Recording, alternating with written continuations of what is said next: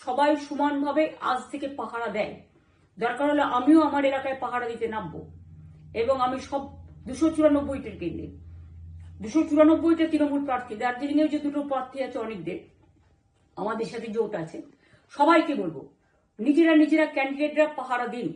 দিনের বেলায় কর্মীদের রাখুন, রাতের বেলায় নিজেরা থাকুন, পাহারা দিন। আমি যদি পাহারা দিতে পারি, আপনারাও পাহারা দিতে পারেন। রাত জাগুন, সকালে এসে অন্য টিমকে হ্যান্ড ওভার করে তবে ঘুমবেন। তার কারণ এই সময় ওরা ইভিএম মেশিন যখন কাউন্টিং হল থেকে, যখন মানে যেখানে স্টোর করা হয়েছে সেখান থেকে যখন কাউন্টিং হলে নিয়ে যাবে, তখন কিন্তু মেশিন বদলে দেওয়ার সম্ভাবনা ওরা প্ল্যান করেছে। সুতরাং নজর রাখতে হবে যাতে কোনো রকম নেগলিজেন্স না হয়, অবহেলা করবেন না। আর কাউন্টিং এমন ভাবে করবেন, এমন যোগ্য লোককে দেবেন, লাস্ট অব্দি আমি যতক্ষণ প্রেস কনফারেন্স করে না বলবো ততক্ষণ কেউ কাউন্টিং টেবিল ছাড়বেন না। এবং মনে রাখবেন যে টেবিলে যেটা কাউন্ট হয় তারপরে ওরা কম্পিউটারে আপলোড করার সময় সেটাকে চেঞ্জ করে দেয়, মানে আমাদেরটা দিয়ে দেয় বিজেপিকে, বিজেপিটা দিয়ে দেয় আমাদের। সেদিকেও নজর দিন, সতর্ক থাকুন।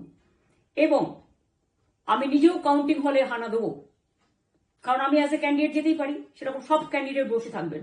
যখন দেখবেন আপনাকে ওয়াশরুমে যেতে হবে বা আপনাকে খাবার খেতে যেতে হবে, একদম স্ট্রেট মনে রাখবেন একজনকে বসিয়ে বিশ্বস্ত, যাতে যাকে কেউ টাকা দিয়ে কিনতে না পারে, তবেই যাবেন, তাছাড়া যাবেন না, তাও 2 মিনিটের জন্য।